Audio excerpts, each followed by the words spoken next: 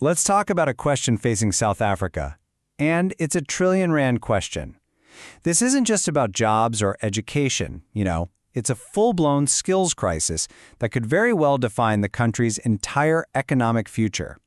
So let's break down what that really means. 1.6 trillion rand. Let that sink in for a second. That's the potential economic cost, the money left on the table, because of the country's skills gap. Now, this isn't some abstract number on a spreadsheet. It's a measure of lost growth, of lost innovation, and honestly, of lost opportunity for the whole nation. And look, this isn't just theory. This is reality, on the ground right now. A full 60% of South African companies are saying that this skills gap is one of the biggest things holding them back from transforming their own businesses and growing. That's huge. So, first things first, we really need to get our heads around the true scale of this skills emergency. The human cost here is just undeniable. National unemployment is sitting at really 33%. But for young people, it's a staggering 64%. And that right there reveals the core paradox. You've got this massive pool of people who are eager to work, but there's this huge disconnect between the skills they have and the jobs that are actually out there. And this isn't a problem that's just stuck in one or two sectors. No way. The shortage is systemic. It's spread across the most critical parts of the economy, from healthcare and IT all the way to engineering and finance.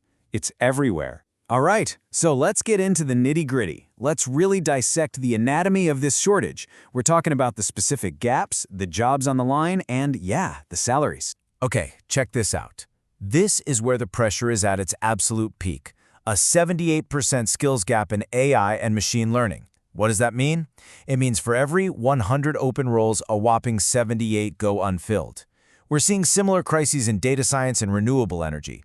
These are literally the frontiers of the modern economy. And you know what happens when demand is this high and supply is this low, right? Prices, in this case salaries, go through the roof. An AI or machine learning specialist can command between 1.2 and 2.3 million rand a year. That's not just a good salary, it's a massive premium. That's a direct result of how few people can actually do this work. And you see the same trend for cybersecurity, data science, and software development. Now, let's flip the coin and look at this from a company's point of view. It can take them anywhere from 6 months to a year and a half just to find one single qualified person for an AI role.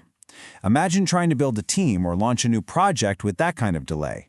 It's a major brake on innovation and growth. The crisis also has a geographic side to it.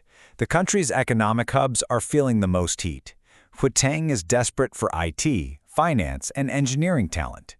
Meanwhile, the Western Cape is facing critical shortages in its own key areas, like IT, healthcare, and tourism. So, with a problem this big, you have to ask, what's actually being done about it? Let's look at the path forward and the efforts to tackle this crisis head-on. Well, some pretty significant resources are being mobilized. We're talking billions of rand flowing into strategic initiatives, like the Sector Education and Training Authorities. You probably know them as SETAs, and the Joint Initiative for Priority Skills Acquisition. All of these are designed to fund training and start bridging these critical gaps. So if you're an individual thinking about stepping into one of these roles, the journey to becoming an expert is often framed in 3 pretty clear steps. You start as a beginner, learning the basic tools. Then you become an intermediate, able to solve complex problems. And finally, you become an expert, someone who designs new systems and drives real innovation. It's a clear roadmap. Finally, let's look ahead. Because the workplace is evolving faster than ever, and we need to talk about what the skills of tomorrow mean for you. Get ready for this number.